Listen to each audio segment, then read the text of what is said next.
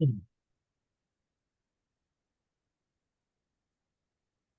à tous. Alors, euh, on va continuer. J'ai corrigé, à part un ou deux, parce qu'il y avait des problèmes de euh, format de fichiers de compression. Il faut que qui sont pas compatibles avec Mac. Il faut juste que je le fasse en ligne. Ça me prend un peu plus de temps. Normalement, j'ai corrigé les projets. J'ai pas encore reporté les notes sur les membres du groupe. Donc, j'ai juste corrigé euh, celui qui avait envoyé les fichiers. Euh, donc c'est pas mal dans l'ensemble, hein. Vous avez, enfin c'est même très très bien. Je pense que vous avez compris. Ceux qui ont pas réussi à avoir un algorithme qui fonctionne dans tous les cas, si vous voulez renvoyer quelque chose, vous pouvez.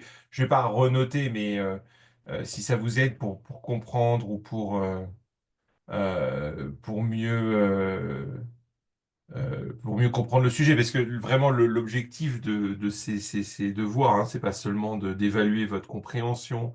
Alors bien sûr, c'est ça, hein, c'est d'évaluer votre compréhension du fonctionnement de ces automates, mais c'est aussi un support pour le cours.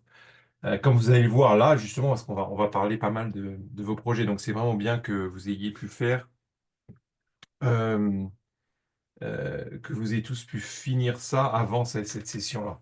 Alors, donc je reprends là où on en est. Monsieur, Même chose que d'habitude, n'hésitez pas euh, à monsieur, lever la excusez-moi, c'est main. juste que j'ai pas reçu ma Ah, note pour l'évaluation il de y a quelqu'un qui LLA. pose une question. Oui, allez-y. Allô? Oui, je vous entends, c'est bon. Ah, c'est Excusez-moi. bon. Pardon. C'était juste pour vous dire que j'avais pas reçu en fait ma note pour l'évaluation de LLA. Pour l'évaluation vous voulez dire de l'interrogation? Ouais, ça de l'interrogation. Ah oui, oui, c'est parce que euh, le secrétaire m'avait envoyé seulement une partie, il manquait une part des pages. Donc il faut il a dû me renvoyer. Ah Et ok, ok, ça marche. j'ai oublié Ok. de finir. Donc j'ai corrigé ce que j'avais, mais il manquait des pages dans le scan. Merci, oui, je vais m'en occuper. Ok, pas de problème, merci beaucoup. Je vais m'en occuper. Merci de me le rappeler. Alors, euh, donc,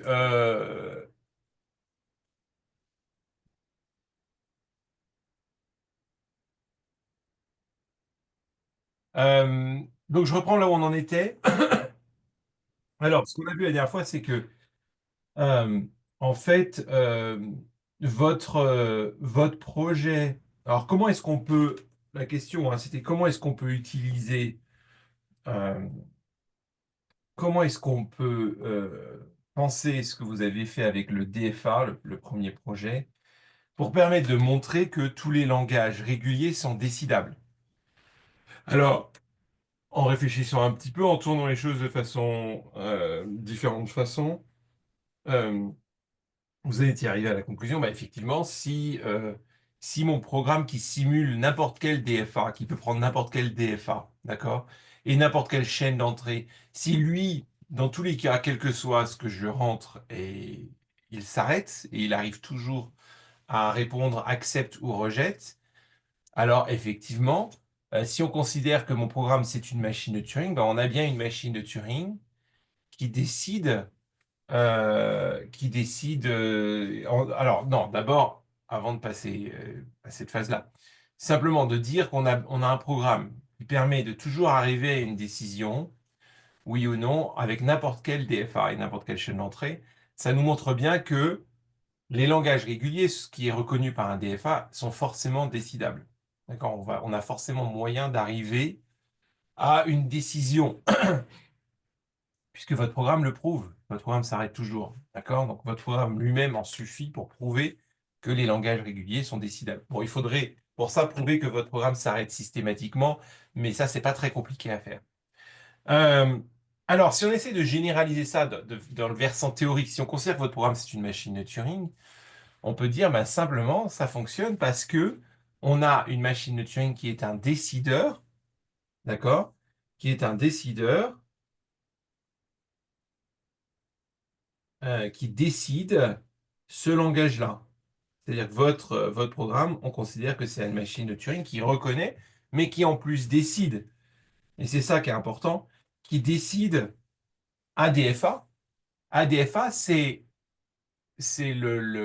un langage, d'accord? Donc c'est un ensemble, d'accord? Un langage, c'est toujours un ensemble de chaînes de caractères. C'est un ensemble de chaînes de caractères qui contient à la fois dans sa chaîne de caractères une machine, un DFA et une chaîne de caractères d'entrée pour ce DFA, telle que cette machine accepte cette chaîne de caractères. Euh, et effectivement, pourquoi est-ce que on dit que c'est un décideur? Parce que si la machine n'accepte pas la chaîne de caractères, alors elle va s'arrêter et répondre rejette. D'accord? Elle ne va pas boucler indéfiniment. Donc on a bien un décideur. Et ça suffit pour dire que si on a un décideur pour ce langage-là, alors effectivement, les langages réguliers sont bien tous décidables. D'accord? Donc, on a répondu, la réponse ici, c'est oui. Euh, Langage régulier sont tous décidables. D'accord? Euh, donc, on a bien ce résultat-là. Alors, juste pour s'arrêter 2 minutes sur le ADFA, là. C'est quand même un langage un tout petit peu différent de ce qu'on a vu jusque-là. Pourquoi? Parce que jusque-là, on a toujours séparé. Et c'est quand même important de noter ça. On a toujours séparé d'un côté, on avait des langages,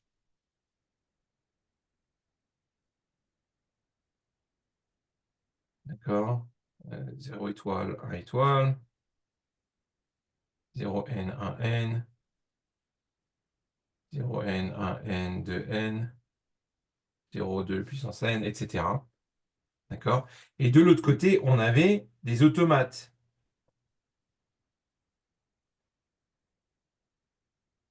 Euh, je sais pas, on va les appeler M1, peu importe, hein, M2. M3, de différentes puissances, parce qu'on a besoin d'automates plus puissants pour reconnaître certains de ces langages. Et peu importe, on a l'ensemble des automates, on a l'ensemble des langages, on pourra avoir des cercles concentriques pour définir un langage régulier, etc., comme on a là. Mais je vais passer ça parce que c'est pas exactement ce que j'ai envie de montrer. Ce que je veux montrer, c'est qu'on avait bien une séparation entre les deux. On avait un automate qui reconnaît un langage. D'accord? Un automate qui reconnaît un langage. Alors, parfois, on a même deux automates. On peut avoir deux automates qui reconnaissent le même langage, c'est possible, hein, etc. Donc, on avait bien une sorte de séparation entre les deux. D'accord? Alors, qu'est-ce qui change avec ADFA? Est-ce que vous pouvez me dire?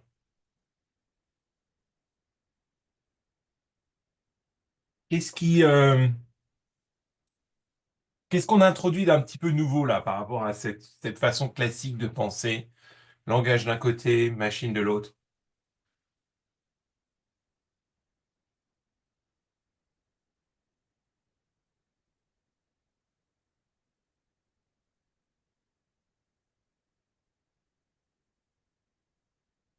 Déjà, ADFA, c'est à droite ou à gauche? C'est dans les langages ou dans les automates?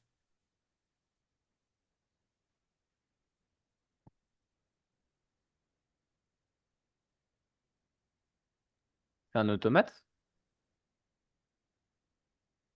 Non, ADFA, ADFA, ça, c'est pas un automate.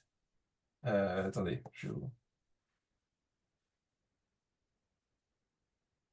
c'est pas un automate, ça. Pourquoi? Bon, bah, du coup, c'est un langage. Oui, du coup, c'est un langage. C'est un ensemble de chaînes de caractères, d'accord? Ça, c'est un automate. Euh, Là, ça, oui. Et vous avez un automate qui reconnaît ce langage-là, d'accord? Mais vous vous souvenez ce qu'on a dit la dernière fois, c'est si on considère que votre programme, c'est une machine de Turing, qu'est-ce qu'elle prend en entrée, votre machine de Turing? D'accord? Qu'est-ce qu'elle reconnaît? et ben on prend en entrée à chaque fois un, un fichier texte avec votre DFA, d'accord, qui avait le format, votre fichier texte, il avait un format, il y avait l'ensemble des états de départ, ensuite, enfin l'état de départ, pardon, ensuite les états acceptants, et ensuite à chaque fois il y avait Q0, A, Q1, Q1, B, Q2, Q1, B, Q1, Q2, A, Q4, par exemple.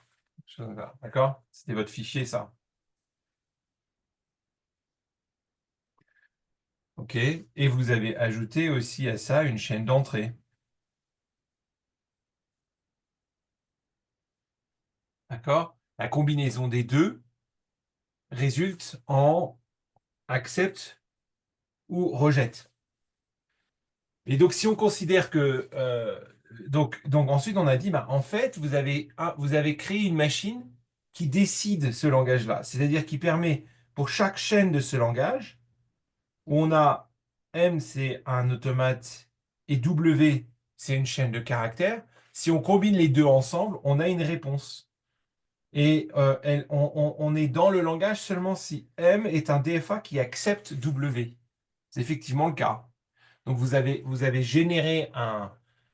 Votre programme est un décideur pour ce langage-là. Mais effectivement, c'est un langage un petit peu particulier, d'où votre confusion que je comprends. C'est-à-dire que ADFA, d'accord, c'est là, mais c'est un langage un petit peu particulier puisque c'est un langage qui encode des DFA, des machines.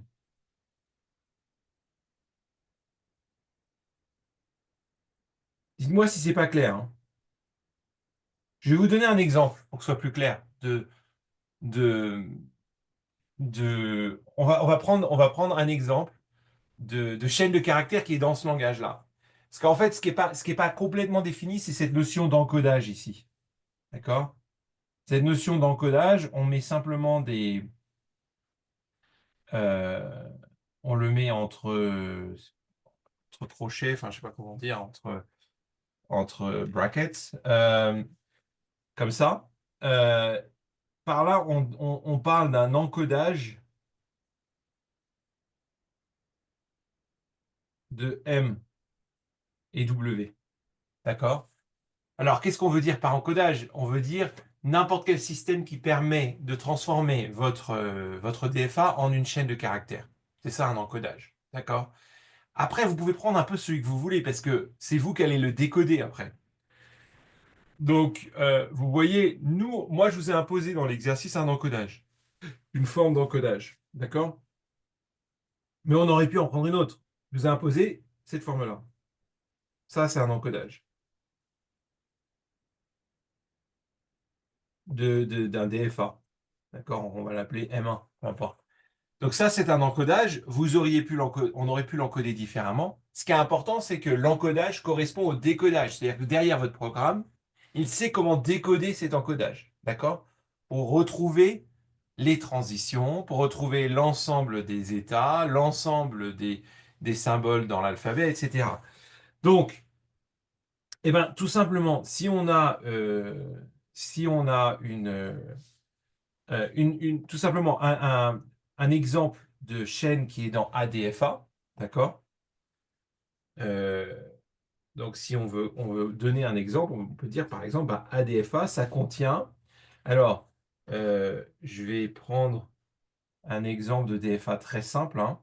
Par exemple, Q0, euh, A, d'accord? Donc A étoile,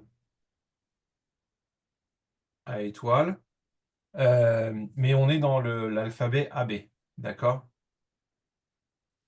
Donc A étoile, c'est le langage, d'accord? Bon, bah, mon langage ADFA, il va contenir quoi? Il va contenir ce DFA avec toutes les chaînes de caractères qui vont avec ce DFA. Donc, chaîne vide, voilà, etc. Donc, comment est-ce que je peux encoder ça? Ben, il y a plusieurs façons de faire. Mais une façon de faire, c'est de dire, On sait qu'un DFA, d'accord, donc je vais l'appeler M2. Euh, on sait qu'un DFA est défini par un quintuple Q sigma delta Q0 F. D'accord? Donc, euh, alors, comment est-ce qu'on peut encoder ça? Ben, on peut prendre ce quintuple et simplement le, séparer chaque élément par un signe spécial, par exemple un dièse. D'accord? Donc, d'abord, on a l'ensemble des états. D'accord? On a l'ensemble des états. Ensuite, on peut dire, ben, on sépare, après l'ensemble des états, il n'y a que Q0, hein. On a l'ensemble des symboles de l'alphabet qu'on va séparer à chaque fois par un signe $, on va dire. D'accord? Donc, on a les séparations entre les éléments, entre les éléments qui définissent ce DFA, et puis chaque ensemble lui-même est séparé avec les éléments sont séparés avec des signes $. A, B. Ensuite, euh, ensuite, on a l'ensemble des fonctions de transition. Alors nous, comment on avait fait? On avait fait à chaque fois Q0 à Q1. Mais en fait, vous voyez bien, votre chaîne là, votre fichier texte, vous pouvez simplement reprendre ce fichier texte et le mettre sur une seule ligne, et vous remplacez chaque retour de ligne par un signe $, et vous avez la même chose. D'accord? Donc ici, on aurait très bien pu remplacer ça par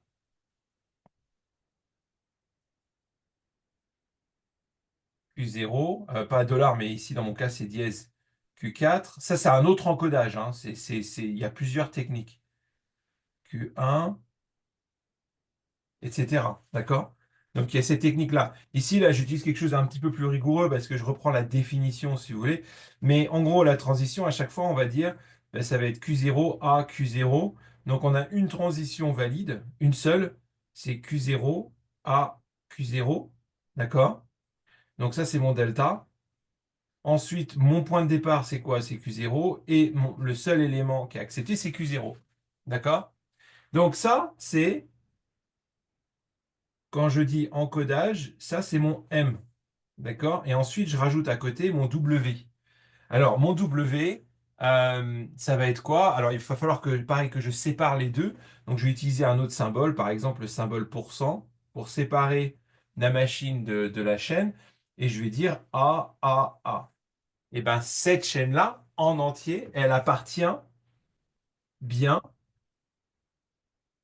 elle appartient bien à ADFA.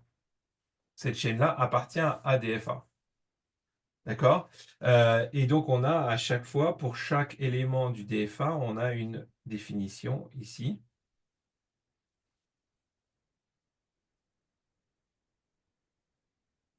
D'accord? Euh, donc, on a un encodage de la machine associé à une chaîne et on pose la question, est-ce que cet encodage associé à cette chaîne, donc ici en l'occurrence, est-ce que c'est bien dans le langage? Et donc chaque encodage de machine suivi par une chaîne qui est acceptée par la machine est dans le langage. OK? Mais par exemple, la même machine, alors évidemment, vous pouvez avoir des machines qui ne fonctionnent pas, qui sont mal définies, elles ne seront pas dans le langage. Vous pouvez avoir des machines Euh, donc, vous pouvez avoir des machines qui sont mal définies, qui sont pas en langage, mais vous pouvez avoir des machines qui sont bien définies, comme celle-ci. Euh, mais, par exemple, si je reprends la même chaîne, d'accord, exactement la même chaîne, mais que derrière, je mets pas AAA, mais je mets ABA, eh bien ça, cette chaîne-là, n'appartient pas à ADFA. Pourquoi? Parce que ABA n'est pas une chaîne de cette machine. D'accord? C'est ça la condition. C'est l'ensemble des MW, c'est tel que M est un DFA. Donc ça, il faut que ce soit rempli, cette condition-là, qui accepte W. OK? Dites-moi si c'est pas clair. Donc Monsieur, c'est. Oui, allez-y. quand vous avez décrit enfin, le M, l'encodage du M, et que vous décrivez votre alphabet, vous avez mis $B. Mais le dollar, c'est genre une espèce de virgule plus rigoureuse ou pour dire qu'il Oui, y en a oui, deux? parce qu'en fait, il me faut, de la même manière, j'utiliserai, c'est-à-dire que il me faut quelque chose pour séparer mes symboles. Mais c'est vrai qu'en fait, comme c'est des symboles, on pourrait dire qu'on n'a pas besoin. On pourrait juste mettre AB. Comme c'est des symboles, on peut considérer qu'ils sont tous des caractères uniques qui, dans la bande de la machine de Turing, prennent juste une cellule. S'ils prennent tous une cellule, en fait, c'est vrai qu'on aurait pu juste mettre AB. Mais j'ai voulu être plus rigoureux. Et oui, donc c'est une forme de virgule pour l'ensemble. D'accord? Pour définir cet ensemble-là. D'accord? Euh, donc, n'hésitez pas, hein, si c'est pas clair. Donc, oui, d'autres questions? Non? N'hésitez pas. C'est, c'est, c'est pas, euh, c'est pas en soi compliqué, c'est juste que c'est une autre façon de penser les langages, parce on vient d'enrichir considérablement nos langages. D'accord? Vous voyez qu'avant. Alors, si vous posez une question, je vous entends pas du tout. Euh, ouais, ou alors c'est peut-être juste que votre micro était pas branché. Alors, était pas débranché, pardon. Donc, vous voyez, la différence, c'est que jusque-là, les langages, on était sur des langages qui n'avaient rien à voir avec les machines. C'est-à-dire qu'il n'y avait pas de lien entre cet univers-là et cet univers-là. Enfin, ils étaient séparés. Là, ce qui est un peu particulier, c'est quoi? C'est qu'on a, pour la première fois, la notion de machine qui est introduite dans le langage lui-même, d'encodage. Mais en soi, c'est pas un problème. Vous pouvez très bien encoder une machine. Vous l'avez fait vous-même, d'accord? Vous l'avez fait en fait avec votre programme. Ce que vous avez fait là, d'accord, hein, on peut très bien considérer que vous avez pris ça plus ça, d'accord? Et que ensemble, ça constitue une machine, d'accord? On peut rajouter là A, B, B, A. D'accord? Et ça, c'est votre chaîne de caractères que vous mettez en entrée et ensuite votre programme il répond, accepte ou rejette. C'est exactement ce qui se passe. D'accord? Alors pourquoi c'est intéressant de faire ça? Parce que en faisant ça, comme on l'a vu la dernière fois, maintenant qu'on a ce langage, si on peut prouver qu'on a un décideur pour ce langage qui est très large, on prouve que toute une classe de problèmes de langage sont décidables. Parce qu'avoir un décideur, dire j'ai moyen de décider, dire que j'ai un décideur que euh, je vais appeler M,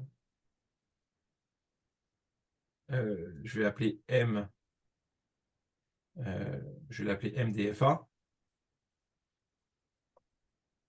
et dire que MDFA décide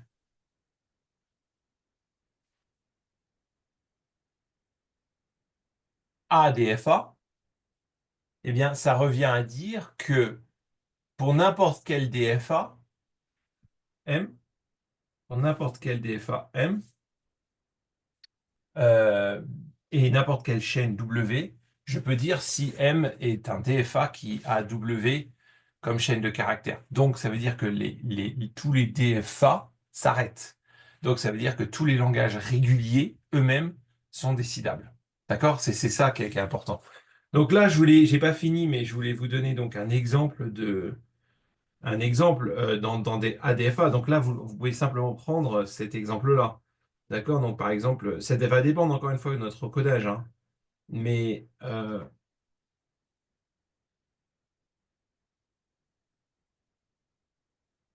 exemple, cette chaîne de caractères A est dedans. D'accord? Mais vous avez aussi Q0, on va considérer que c'est la même chose. Vous avez aussi AA. Donc, vous en avez plein d'autres. Vous en avez une infinité, hein, évidemment, puisque vous avez une infinité de solutions pour ce DFA-là, mais ensuite vous avez une infinité de DFA possibles. Donc c'est un ensemble très très large. Mais peu importe. Excusez-moi, Oui, allez-y. l'affichage vient de disparaître, je vois plus ce que vous écrivez. Ah, d'accord, merci de me le dire. Est-ce que là, c'est mieux, là? Bah Vous là, je voyez? vois rien d'écrit, pour le coup, c'est bizarre. Là, enfin, je vois ce qui est en rouge en éphémère, mais Oui, donc c'est bon. Non, là, ce que j'écrivais, c'était en bas, peut-être que vous voyez pas. Est-ce que vous voyez là, c'était simplement pour donner des et exemples là, je vois donnés. rien du tout, justement. Ah, vous voyez rien? Vous voyez pas là ce que j'entoure en rouge? Non. Non? D'accord, c'est bizarre. Merci de me le dire. Je vais fermer et réouvrir.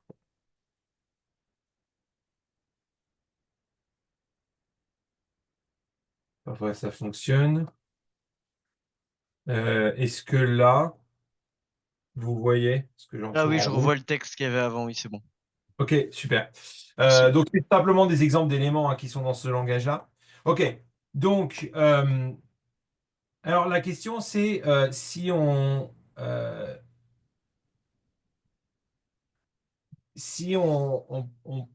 pousse un peu plus loin, de se poser la question de, est-ce que, donc si les langages réguliers sont tous décidables, on peut se poser la question des langages contextuels et des langages hors contexte.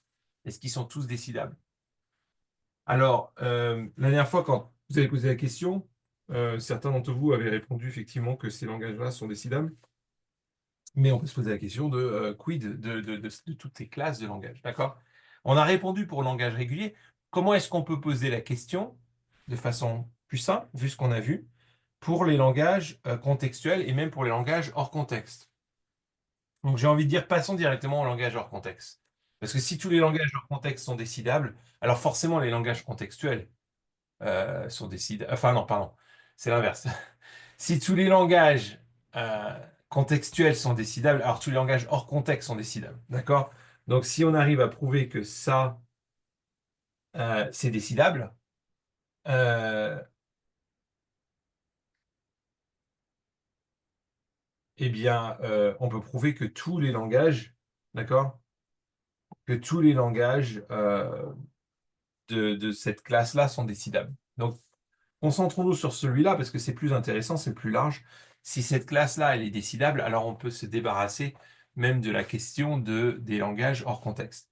Alors, transformez-moi vous pouvez mettre la réponse dans le chat ou le dire par oral, transformez-moi cette question que je viens de poser en une question formelle euh, qui est similaire à celle qu'on a posée pour ADFA.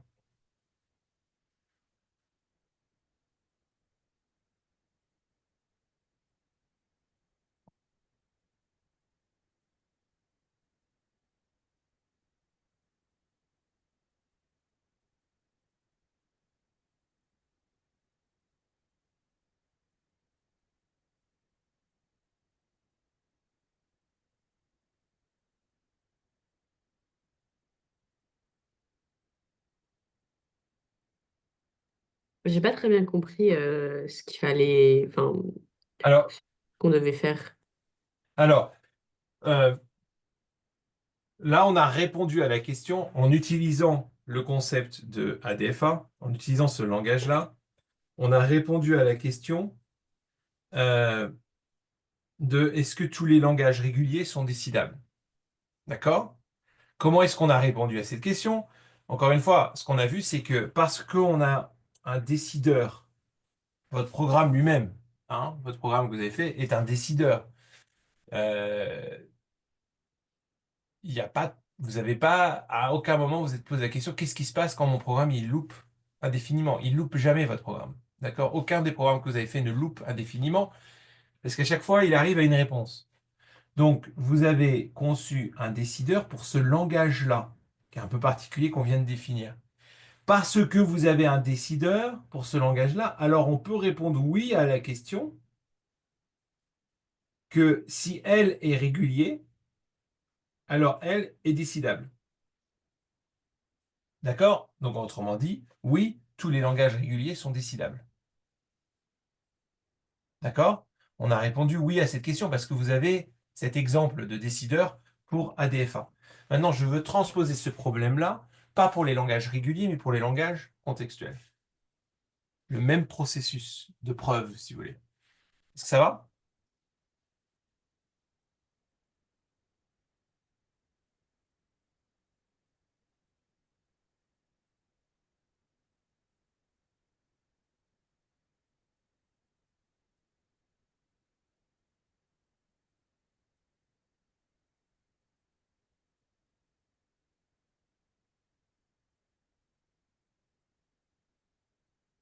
Comment on s'y prend? Quel va être notre langage de référence? ADFA, ça fonctionne pour les langages réguliers parce que les DFA, c'est associé au langage régulier. D'accord?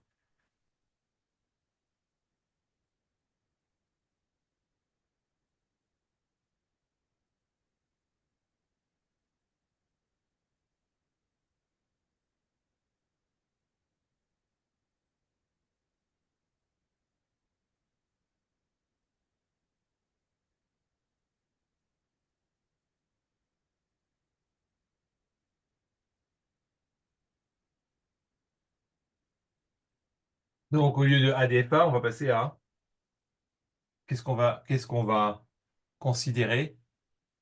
Un APDA?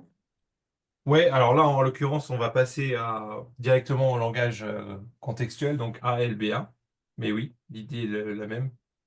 On peut effectivement définir APDA, qui est l'ensemble des MW, tel que M est un PDA qui accepte W. Mais là, on va directement passer au problème le plus difficile, c'est le ALBA. Puisqu'encore une fois, si on arrive à prouver pour les langages contextuels, alors on a prouvé que aussi tous les langages hors contexte sont décidables. Ils sont plus simples. Donc, ALBA, M est un LBA qui accepte W. Vous êtes d'accord? Donc, euh, si j'arrive à prouver que ALBA est décidable, donc si j'arrive à trouver un décideur pour ALBA, d'accord? Ça veut dire que l'ensemble des langages contextuels sont décidables, puisque ça veut dire que pour n'importe quel langage contextuel,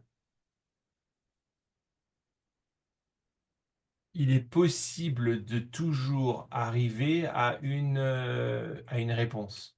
D'accord? Accepte ou rejette. D'accord? Alors, est-ce que vous pensez que c'est le cas, déjà?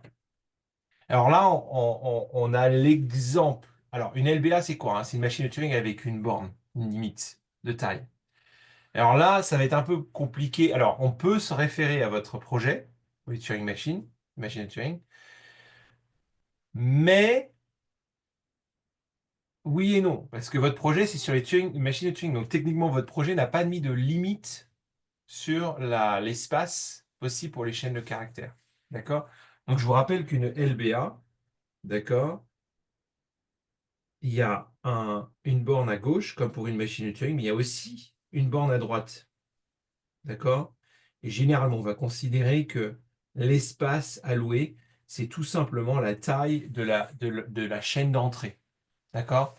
Alors, tous les problèmes que vous avez vus, ceux que vous avez utilisés pour tester votre machine de Turing, ce sont tous des problèmes qui peuvent être aussi résolus par une LBA. Comment est-ce qu'on sait ça?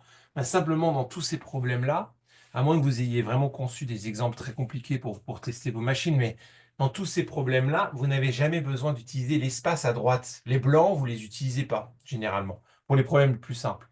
Alors, quand vous n'utilisez pas les blancs, c'est signe que votre problème est en fait un problème dans un langage contextuel. D'accord? C'est un langage contextuel. C'est pas un langage qui est au-delà du contextuel. D'accord? Donc, c'est généralement que vos langages sont là. Par exemple, O2 à la puissance n, il est là. Euh, je vous montrer juste. D'accord, il est dans cet espace-là. Mais peu importe, vous pouvez utiliser une machine de Turing pour résoudre ces problèmes-là, même s'ils sont plus simples. Euh, donc, une LBA, c'est un espace limité. Alors, vous n'avez pas considéré que votre espace était limité. C'est-à-dire que vous n'avez pas au début dit, bon, bah, ma bande, elle fait tant de taille. Alors, vous avez peut-être fait, si, parce que de fait, on a la limite physique de l'ordinateur. Mais si on regarde votre programme d'un point de vue théorique, il n'y a pas forcément de limite.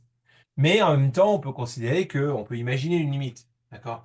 Donc, on peut à la fois s'inspirer de votre programme, mais en même temps, pas entièrement. Mais la question, c'est est-ce qu'il est possible de trouver de fabriquer un décideur, d'accord? Donc là, on a un décideur pour le DFA. Euh,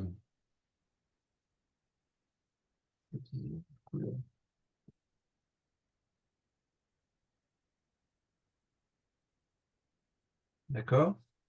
Est-ce qu'il existe un décideur, on peut appeler MLBA, qui décide,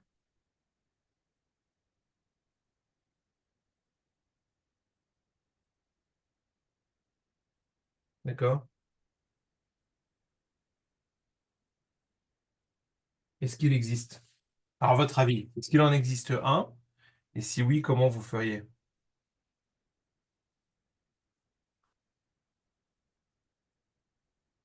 Et je ne sais pas si on a déjà vu ce problème-là. Je regarde juste dans les pages précédentes.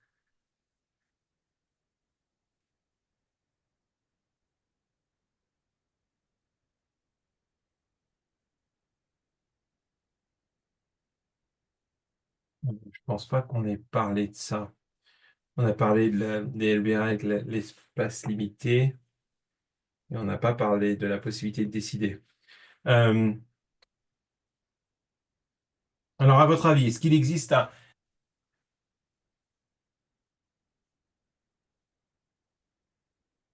Moi, je pense pas, mais je saurais pas comment justifier. Pourquoi vous pensez pas? Qu'est-ce qui vous fait dire ça? Bah, je sais pas, le fait que ce soit borné, donc enfin, qu'on ait une limite dans ce qu'on pourrait utiliser, je sais pas. Alors, le fait que ce soit borné, ça peut être que un avantage hein, pour essayer d'arriver à une décision par rapport au non borné. Mais déjà, si on prend votre programme, si on considère que, puisque bon, c'est aussi une machine de Turing, hein, LBA, c'est juste qu'il y a une borne. Est-ce que votre programme, lui, c'est un décideur?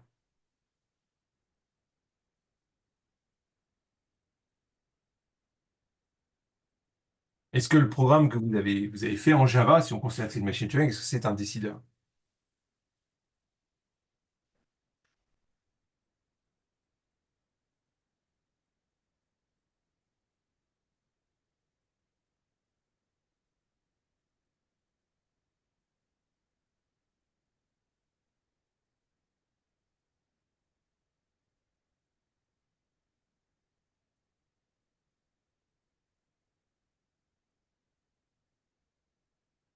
Il y a au moins un groupe qui a la réponse à cette question.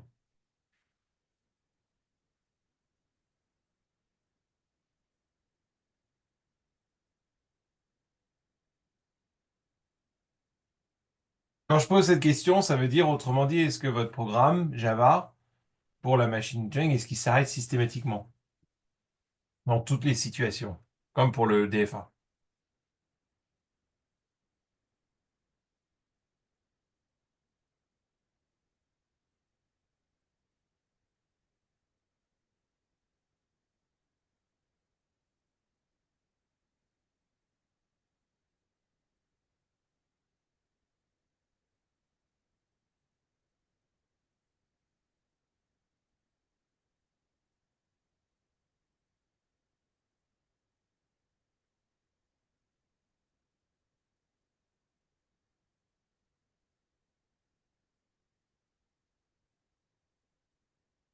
Non, vous savez pas?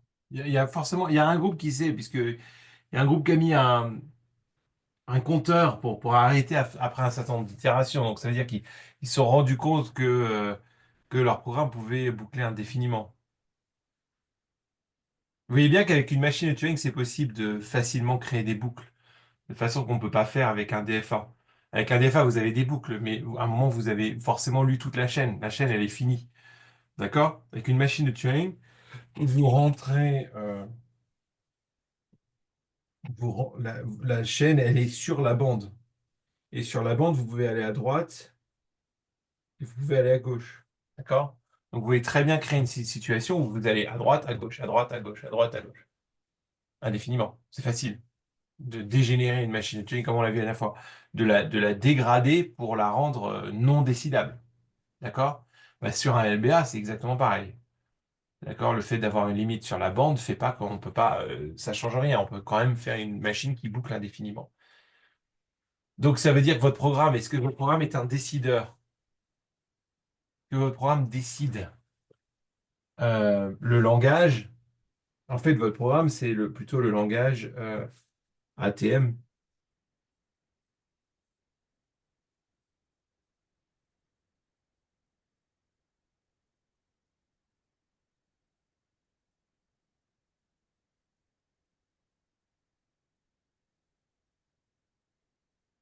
Bah non, du coup, ça va pas être un décideur, vu que enfin, si à un moment il boucle indéfiniment, il va ni accepter ni rejeter, il va juste boucler. Voilà. Et le fait que il y a un groupe qui a décidé à partir de 100 000 itérations de dire stop, d'accord? C'est un aveu d'échec.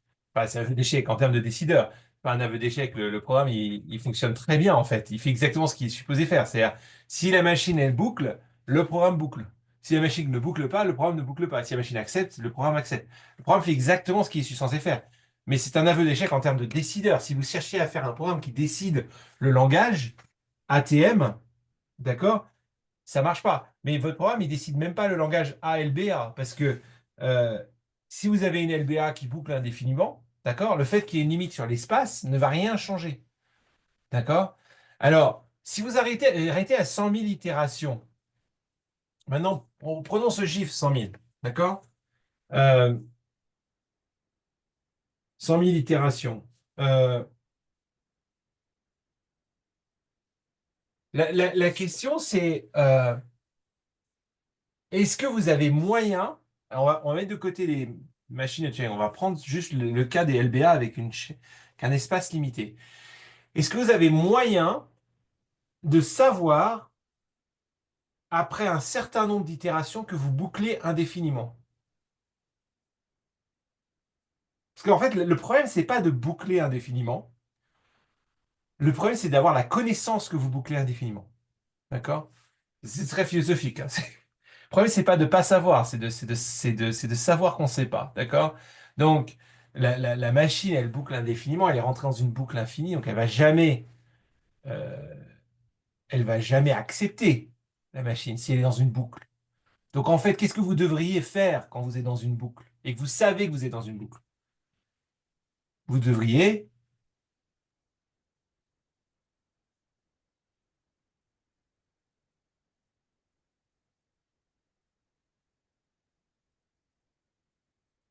vous devriez rejeter. D'accord? Donc, une LBA ou une machine de Turing, d'accord, elle peut accepter, rejeter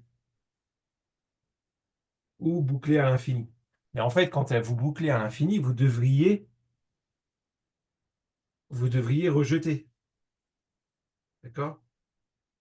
Mais le problème, c'est pas de boucler à l'infini, encore une fois, c'est de ne pas avoir la connaissance que vous bouclez à l'infini. C'est de savoir que vous bouclez à l'infini. D'accord? C'est ça qui est compliqué.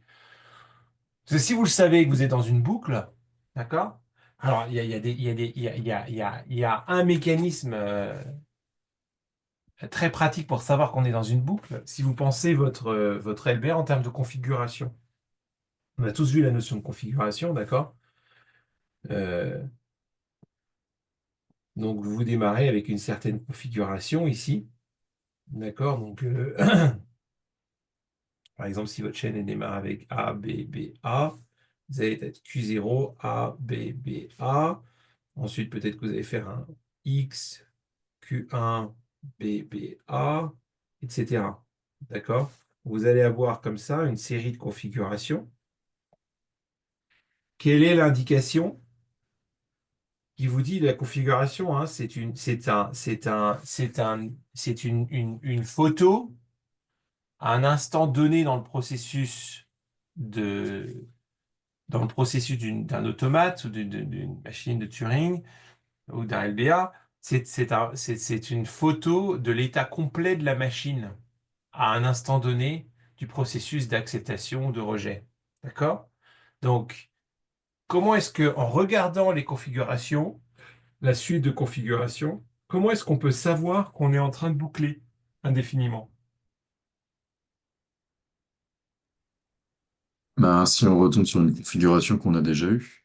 Exactement, tout à fait. Si on est deux fois sur la même configuration, XQ1 BBA, alors vous savez forcément, d'accord, c'est même la condition pour boucler indéfiniment, hein. Si vous bouclez indéfiniment, ça veut dire que vous êtes deux fois. Alors, vous êtes deux fois dans la même configuration. Je dis c'est la condition pour boucler indéfiniment dans un espace limité. Dans un espace illimité, c'est un peu différent. Mais dans un espace limité, d'accord, si vous considérez que votre machine, d'accord, elle fait ça, d'accord, c'est le rectangle, et que vous avez seulement 1, 2, 3, 4, 5, bon, en fait 4 cellules, d'accord, 4 cellules avec l'état en plus, ça fait 5. La configuration, elle fait 5 caractères. Euh, donc, si vous avez 5 caractères pour votre configuration, Il y a un moment, dans la mesure où vous n'avez pas le droit d'en rajouter, hein, mais il y a un moment, si vous bouclez, vous allez forcément retourner sur une configuration préalable.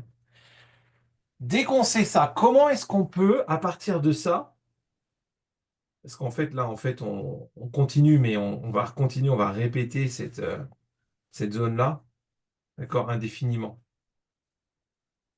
Euh, Comment est-ce que on peut avoir cette... alors, comment est-ce qu'on peut utiliser ça pour avoir la connaissance systématique qu'on est en train de boucler et déterminer un nombre n qui nous dit, bah, à partir de ce nombre-là, on sait qu'on est en train de boucler.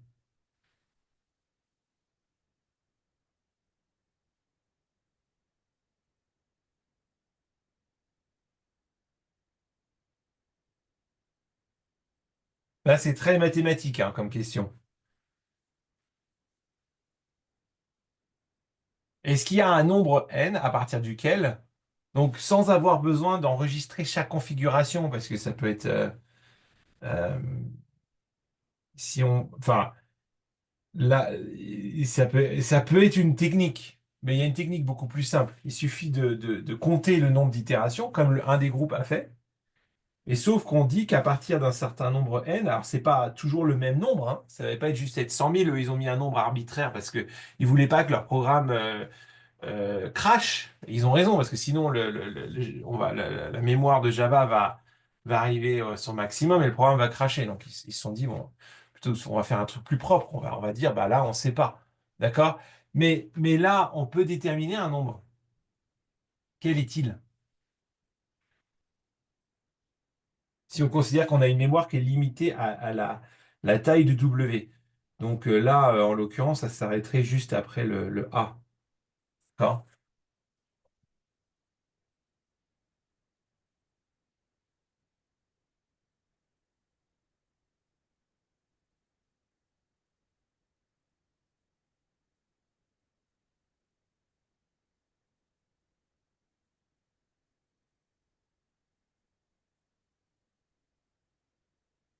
Donc, comme Adam a dit, si on retourne deux fois sur la même configuration,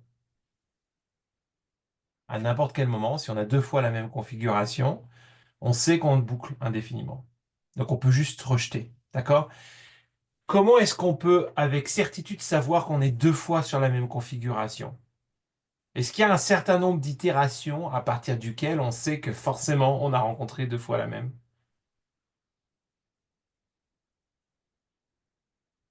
Certain nombre d'étapes.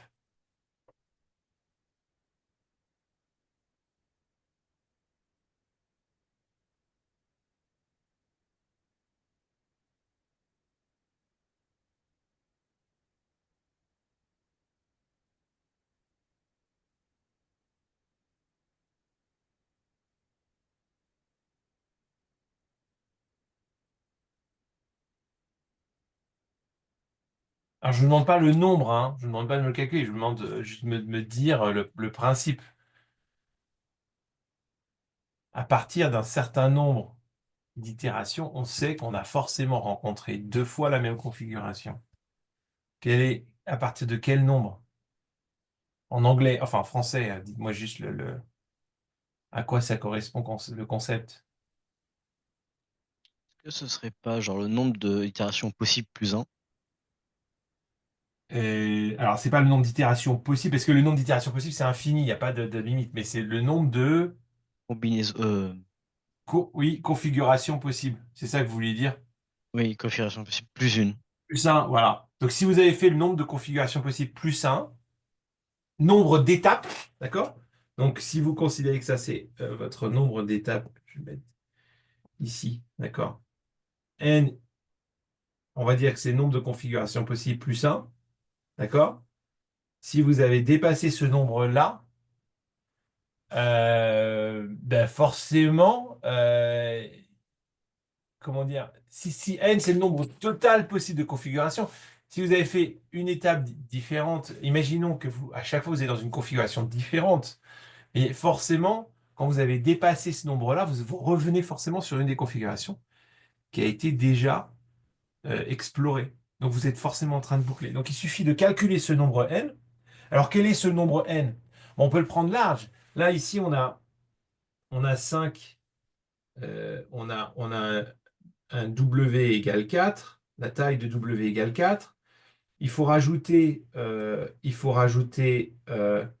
1 pour l'état actuel de la machine avec son emplacement. D'accord? Je vous rappelle, la configuration, c'est une photo de l'état complet de l'automate.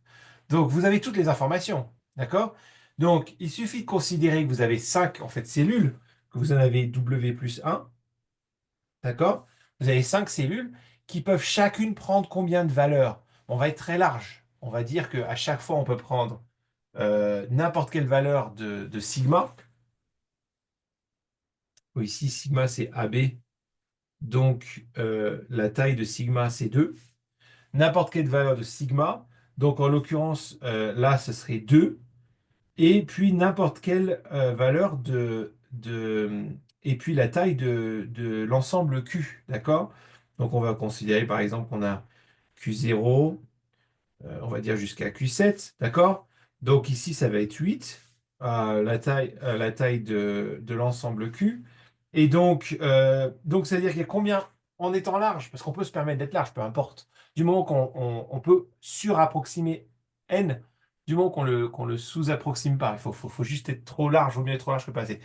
Euh, donc si on dit, bah, il y a 8 plus 2 possibilités, 10, d'accord, pour chaque cellule, et chaque cellule, et au total, il y en a 5. Enfin, il y en a 4 plus 1 parce qu'il faut l'emplacement de la tête de lecture, d'accord? Qui contient aussi l'état. Donc, ça veut dire qu'on va multiplier 10 par 10 par 10 par 10 5 fois, d'accord? Et ben voilà, tout simplement, plus 1. Donc, la formule, ça va être W plus 1. Et en bas, ici, on va mettre taille de sigma plus taille de l'ensemble Q. Bon, quand je dis taille de sigma, hein, j'entends comme ça, j'entends la cardinalité, c'est le terme technique de sigma. À la puissance, elle n'est pas très bien faite, là, ma puissance, je vais effacer ça, je vais remettre à la puissance W plus 1. Et ça, c'est le nombre possible, donc c'est ça mon n, le vrai n. Alors, ça peut être plus que 100 000, ça peut être moins que 100 000. Mais une fois que j'ai dépassé, et puis je rajoute plus 1 par acquis de conscience, une fois que j'ai dépassé ce nombre-là, je sais que je suis retourné sur une configuration que j'avais déjà auparavant et que je boucle pour toujours. Donc, si je dépasse ce nombre-là, alors reject. Monsieur, Oui, allez-y. j'ai pas compris comment on obtenait la formule. Ben, on va essayer d'approximer, de surapproximer, donc de surévaluer le nombre possible de configurations. D'accord? Donc, dans une LBA, on considère que la taille de votre LBA, c'est la taille de votre chaîne de caractères. Donc, A, B, B, A. D'accord? Et que vous n'avez pas besoin de plus de place. D'accord? Et encore une fois, je vous rappelle que sur tous les problèmes que vous avez vus de machines de Turing, que vous avez déroulés, à chaque fois, on n'utilise pas les blancs qui sont à droite de toute façon. On marque les chaînes, on revient à gauche, on va à droite, on va à gauche. D'accord? On n'a pas besoin de plus. Donc, vous prenez cette taille-là, d'accord? Mais une configuration, c'est quoi? C'est l'état de votre bande plus alors l'état de votre bande, c'est le contenu de votre bande plus l'état dans lequel la machine est, avec une position. D'accord? Donc, comment est-ce qu'on définit une configuration? Ben, on l'a vu. Tout simplement, il suffit de mettre l'état actuel de la machine Turing, Q0, Q1, Q2, et de placer ce symbole-là au niveau où est placée la chaîne de la tête de lecture, juste avant le symbole qui est en train d'être lu. D'accord? Ça, c'est une configuration. D'accord? Donc, combien de configurations possibles on peut avoir? Si on est très très large, on va dire, eh bien, le premier symbole, ça peut être Q0 A, P. Le deuxième symbole, ça peut être... alors, si on est très très large, excusez-moi, ça va être Q0. Le premier, ça peut être Q0 A, B. J'aurais pas dû commencer par Q0 en fait. Ça peut être Q0, Q1, Q2, Q7, A, B. D'accord? Ça, c'est la possibilité pour le premier. Le deuxième, ça peut être A, Q0, Q7, B. D'accord? En fait, c'est la même liste à chaque fois. D'accord? Ça, c'est l'ensemble des possibilités pour le premier emplacement. D'accord? Donc, il y a combien? Il y a 2 plus 8 possibilités. D'accord? 2 plus 8 Ah, ok. possibilités. J'ai Là, essayez, vous compris. voyez? Et il y a Oui. 2 plus 8 pour le deuxième, fois 2 plus 8, fois 2 plus 8. Et ça, vous le faites W plus 1. En l'occurrence, ici, 4 plus 1. Bon. Donc W, c'est C'est la longueur de notre LB1. chaîne de de votre chaîne chaîne d'entrée, ouais, tout à fait. Ouais, ok, ok. Alors, si on élargit, c'est-à-dire qu'un LBA, techniquement, on s'autorise un espace linéaire par rapport. Donc, techniquement, c'est AW plus B. Vous avez le droit de prendre en fait 2 fois W, 3 fois W plus une constante. Alors, on peut généraliser ça, mais ça ne changera rien en fait, parce qu'on peut généraliser ça et on peut quand même trouver un N qui corresponde. Mais voilà, là, en gros, vous avez donc un nombre maximum d'itérations à partir duquel vous pouvez dire, là, je suis en train de boucler. Donc, le groupe qui a mis 100 000, si on est dans le cas du LBA, dans le cas du LBA, donc on ne prend pas le cas d'une machine de Turing, le cas du LBA, il aurait pu remplacer ce 100 000 par ce nombre-là, et là, il aurait un décideur pour les LBA. Attention. Donc, il aurait bien. Donc, la réponse, c'est oui. La réponse ici, c'est oui. Euh, on a bien un décideur, d'accord? Donc, ce n'est pas un point d'interrogation, c'est effectivement, on a bien une machine MLBA. C'est une machine de Turing qui va dérouler la LBA normalement, hein. Donc, elle va simuler comme on avait fait avec le DFA, comme vous avez fait avec la machine de Turing, d'accord? Mais elle va en même temps, à chaque fois, compter le nombre d'itérations, qu'elle a besoin d'un peu plus d'espace, hein, mais peu importe, la machine de Turing, elle a un espace illimité. Donc, elle a besoin d'un peu plus d'espace en plus de dérouler la machine, d'accord? De simuler le LBA. Elle va compter le nombre d'itérations et elle va avoir en mémoire, quelque part, un nombre maximum d'itérations, très bien être encodé avec des 0 et des 1, peu importe, un nombre maximum d'itérations à partir duquel la machine va dire stop, on rejette. On sait que là, on a dépassé, on a dépassé la limite possible sans boucler. Donc on sait qu'on boucle et donc on rejette. Et donc on a bien un décideur. Alors, c'est plus compliqué hein, que pour le DFA, hein, c'est beaucoup plus compliqué. Mais on a bien un décideur. Conclusion quoi? Si on a un décideur pour ALBA, ça veut dire que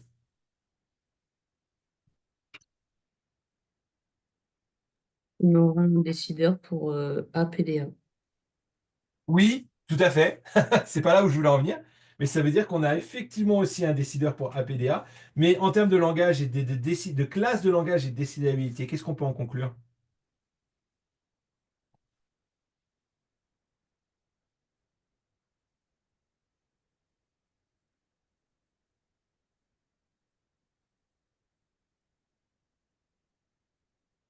Si on a un décideur pour ALBA, ça veut dire que les langages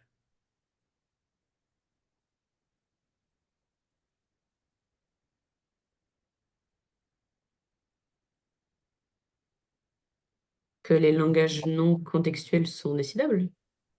oui, et même les langages contextuels. Mais Oui. oui, c'est là où je veux en venir. C'est-à-dire que là, on a donc prouvé qu'effectivement, on a bien tous ces langages-là. Je vais dessiner là. C'est pas ça que je vais utiliser. Je vais dessiner là un petit tiret. Alors, je vais utiliser la couleur bleue que j'ai utilisée pour la décidabilité. Essayer d'être un peu cohérent. Que tous ces langages-là ici sont tous décidables.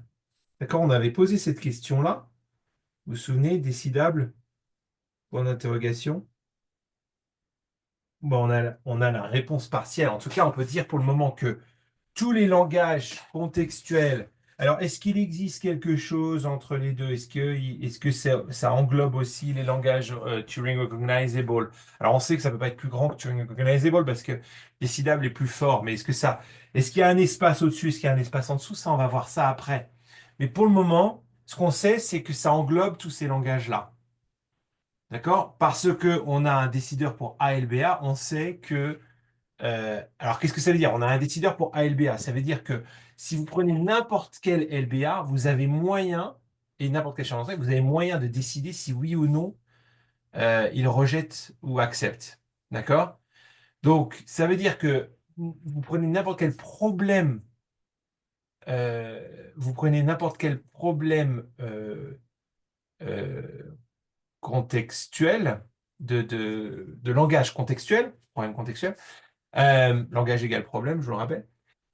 Vous avez donc un LBA qui va reconnaître ce langage-là. Alors le LBA lui-même va peut-être boucler indéfiniment, hein, dans certains cas, mais vous pouvez construire une machine de Turing au-dessus qui, elle, ne va pas, enfin, qui va être capable, elle, de prendre une décision. D'accord? Donc c'est pour ça que je dis, décidable, c'est défini en termes de machine de Turing. D'accord? Les machines de Turing sont plus puissantes, donc elles vont pouvoir faire plus de choses, elles ont plus d'espace de mémoire, etc. Mais donc ça veut dire que n'importe quel problème qui est d'un langage contextuel, parce qu'il y a une LBA, donc forcément qui reconnaît ce problème, ça c'est la définition même de langage contextuel, hein. On sait qu'il y a une LBA qui reconnaît, et qu'une LBA a une mémoire limitée, alors forcément, la machine de Turing qui va simuler la LBA, elle va être capable de s'arrêter à un moment pour dire, bah non, on a fait. Alors ça peut être très long, hein. Ce nombre n peut être très large. Ici, on n'est pas en train de parler d'efficacité. On est vraiment sur la théorie de qu'est-ce qui est calculable, qu'est-ce qui ne l'est pas. D'accord? Est-ce que ça va? Est-ce qu'il y a des questions par rapport à ça?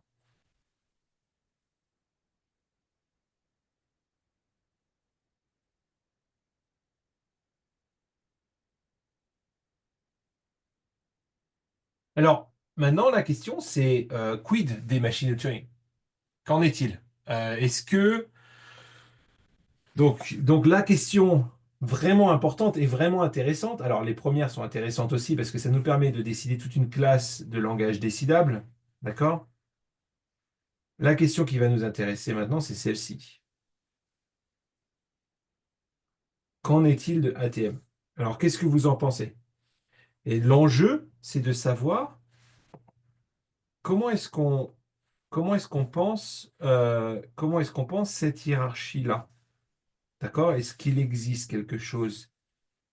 Est-ce qu'il existe un espace ici? Est-ce qu'il existe un espace ici? Quel est l'ensemble des décidables par rapport au Turing Recognizable?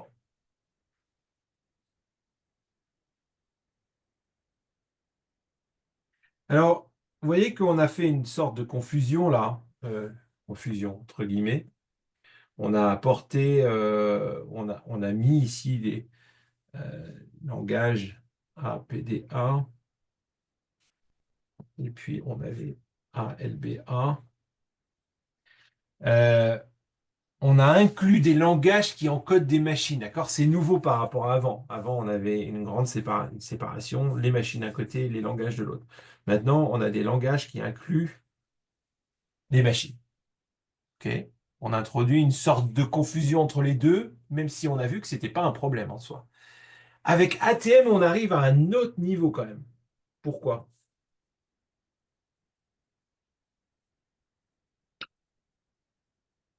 On pose la question de est-ce que ATM est décidable? On a un autre niveau de, comment dire, de confusion, entre guillemets, qu'avec ADFA ou même ALBA.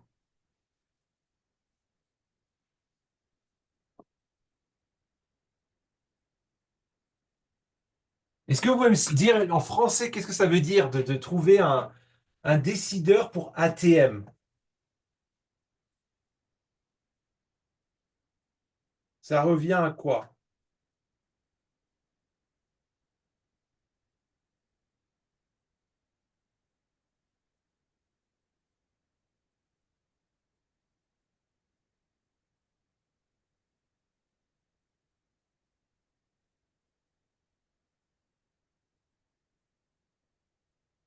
Et aussi par rapport à votre programme.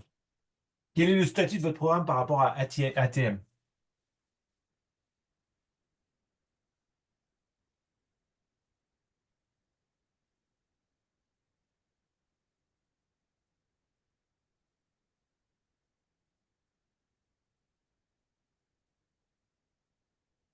appelez votre programme m.java. Quel est le statut de votre programme par rapport à ATM? Et pourquoi est-ce que ATM est, je n'ai pas envie de dire problématique, mais il est un peu particulier quand même. Surtout quand on cherche à savoir s'il est décidable ou pas.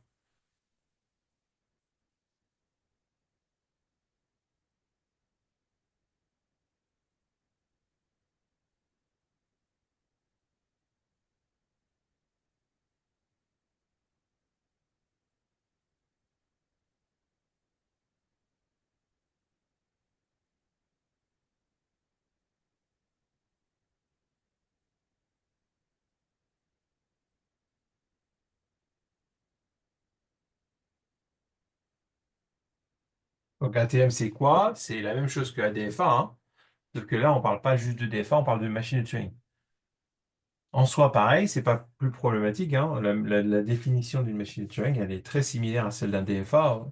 C'est juste un peu plus compliqué parce qu'on a un gamma pour l'alphabet de bande, on a des fonctions de transition un peu plus riches, mais c'est pas beaucoup plus compliqué que ça. D'accord? Donc en soi, c'est aussi défini de façon finie. On peut définir une chaîne de caractères qui encode une machine de Turing. Ça, c'est pas un problème. Donc c'est l'ensemble des M, W, tel que M est une machine de Turing qui accepte W. Alors, quel est le statut de votre programme par rapport à ce langage-là?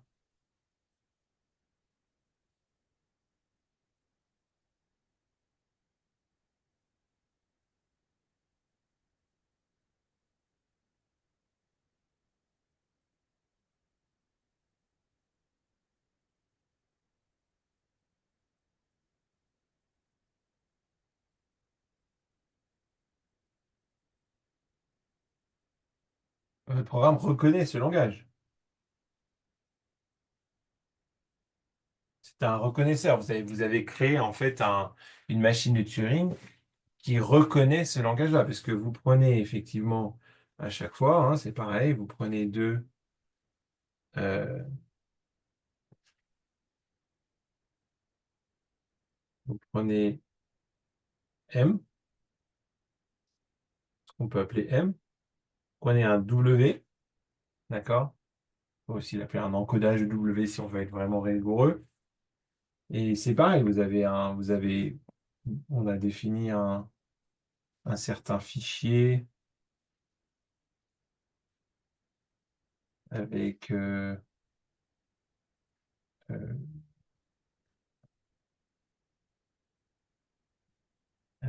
pareil, hein, on a défini un alphabet, enfin, euh, on a, on a défini un alphabet AB, et ensuite on a des transitions U0, on lit A, tac, on va à droite, U1, etc. Vous avez un fichier, puis ensuite vous avez une certaine chaîne d'entrée.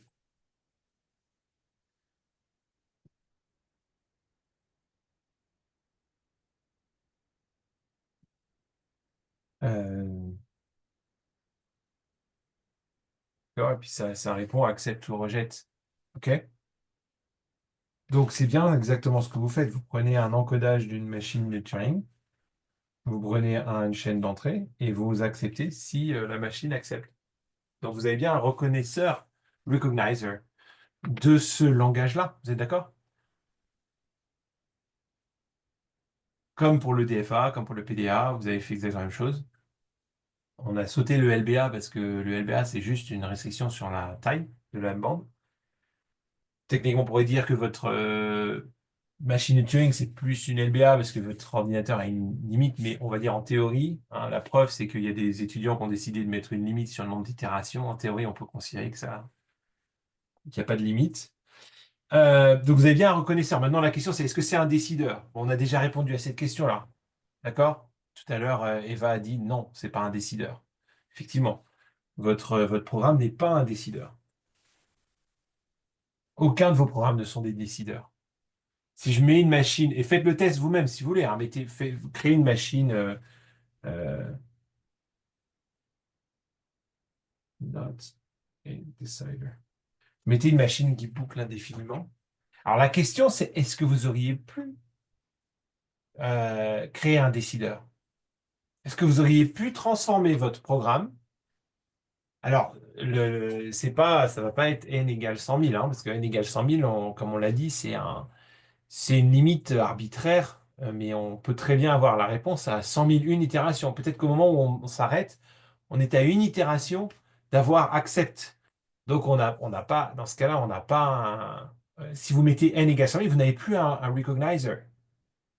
Ça, c'est très important, hein. Donc, en fait, je devrais. C'est très bien qu'ils aient fait ça dans le contexte du programme, parce qu'effectivement, ils veulent pas que leur programme crache.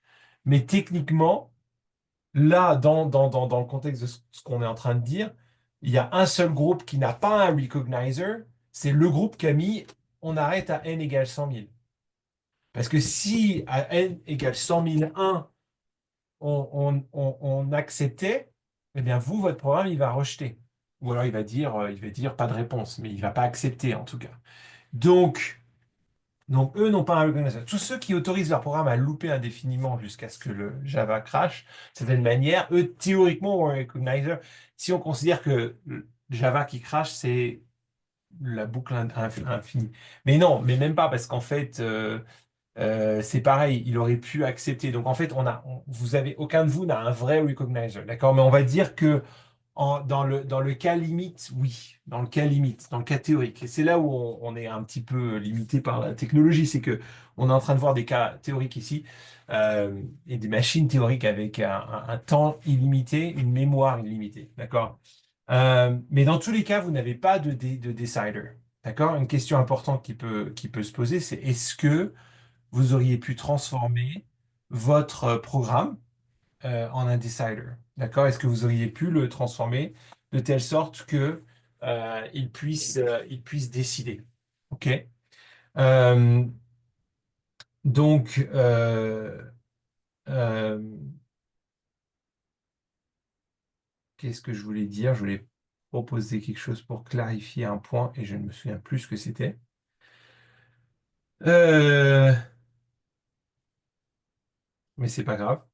Donc, je vous propose, on arrive à la fin, je vous propose de réfléchir à cette question-là pour la prochaine fois, de vous dire si vous aviez un temps, une mémoire illimitée et un espace illimité, d'accord? Donc, là, c'est plus une expérience conceptuelle, une question conceptuelle.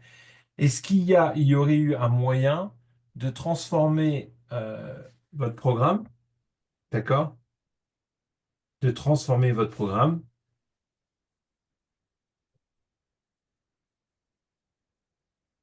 en un decider? Est-ce qu'il y a moyen